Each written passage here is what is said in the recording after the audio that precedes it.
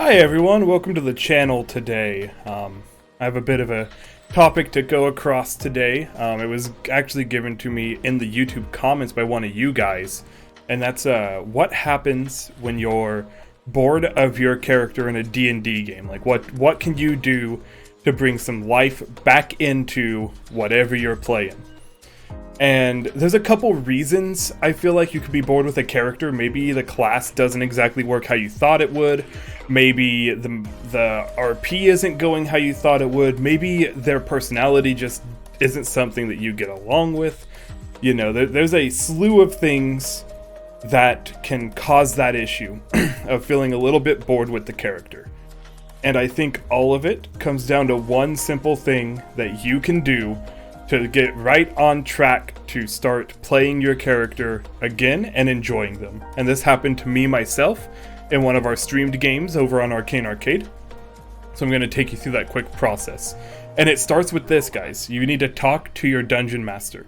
Okay? If you talk to your DM, maybe they have something in their back pocket that they can pull out with you to help you understand why you feel bored and to help get over that boredom and maybe bring the character into a new realm. Whether that's a roleplay thing. So, for example, in my example, I was playing a Goliath paladin known as Zephyr. He was a vengeance paladin and he served Zariel with the intention of becoming powerful. That was his entire goal, was to become powerful because he had been tread on his entire life and he didn't want that to happen anymore. Because that he had a very cold personality, and at the time I didn't really know how to play that, and it just kind of felt like I was sitting and doing nothing during my games. So I talked to Jacob, my DM, and I asked him, I said, hey, how can we change this so that I feel like I'm enjoying the character more? And we ended up doing a whole story thing where Zariel betrayed him because he was becoming powerful and started to like not necessarily swear his fealty to her anymore. She betrayed him, killed him, got him killed, and he was raised back as a redemption paladin. I believe it was redemption. I actually don't remember. It was so long ago. But he was raised back from the dead by Cadus, who was one of the angels of Gerhardt. And he became a paladin of them and started his redemption arc. It breathed new life into a character that I didn't know how to play. And it really, through Jacob working with me and kind of shifting the story, it really helped me find a place for this character that I enjoyed. Because I enjoyed the mechanics, I enjoyed playing a paladin, I enjoyed hitting and doing a ton of damage, and I enjoyed all of that. But the way that he was being played, I didn't really enjoy too much. And being able to shift him in that way with the DM's help helped a lot. Now, if your issue is mechanics, while I don't have as much of experience with that, one thing you can do, again, opening up with talking to your DM, is figure out a way that you can shift little things about the character so that they feel a little bit more fun to play, whether that's swapping out some spells if spells are an issue, or maybe, you know, the build that you went with, maybe you tried to do something a little different and it turns out that it kind of feels bad to play.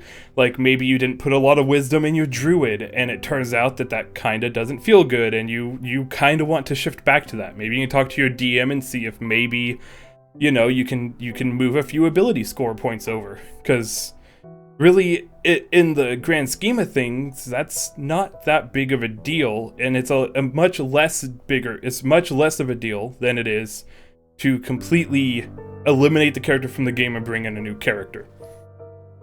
You can even, by the rules now, using Tasha's, switch your subclass. If the subclass is an issue, like let's say that you're playing a Oath of the Ancients Paladin. Paladin's an easy example for this, and it turns out that you really just aren't getting along with it, you don't like the abilities, maybe you can switch to a Vengeance or a Redemption or an Oath of the Crown Paladin using Tasha's, and maybe your DM can incorporate a way for you to take a new oath. But it all boils down to talking to the DM and expressing that you're not having fun with your character. Now that doesn't mean that the DM is doing anything wrong or the other players at the table are doing anything wrong or even you yourself are doing anything wrong. It just means that you're not having fun, right? But what if that doesn't work? What if that doesn't work and you've tried it, you tried changing the roleplay, you tried changing the mechanics, you're still bored with the character, you just don't feel it for some reason. That's okay. You don't have to play a character you don't like. Just like you don't have to play in a game that you don't like. I always hear all the time, hey, no D&D is better than bad D&D, and I believe that. And if you're not having fun, it's not a good game for you to be in. And again, that could be nobody's issue at all. It could just be the circumstance of the character. So maybe you can talk with your DM about changing your character. Maybe the character just doesn't work in the party. Maybe you just really don't like playing cleric, and you want to play a rogue or you want to play a fighter. That's okay. But again, it all boils down to communication and talking with your DM, making sure that everyone understands where you're at, and working with your DM and in some cases your table to get to that new point, right? Most DMs, most tables will be accommodating of that.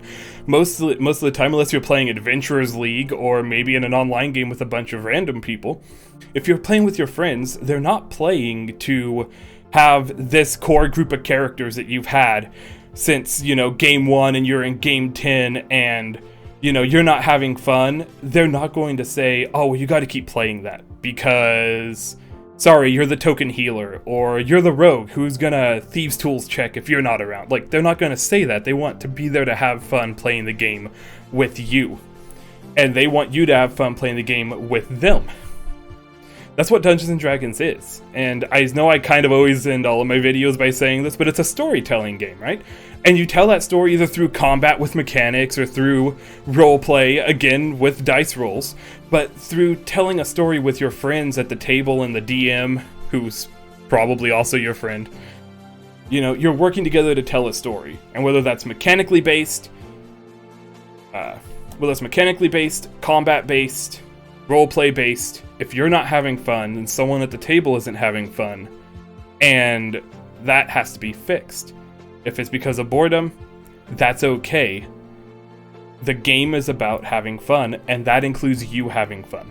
Not just the people at the table, you don't have to accommodate them, but you should be willing to a reasonable degree, just as they should be willing to accommodate you to a reasonable degree.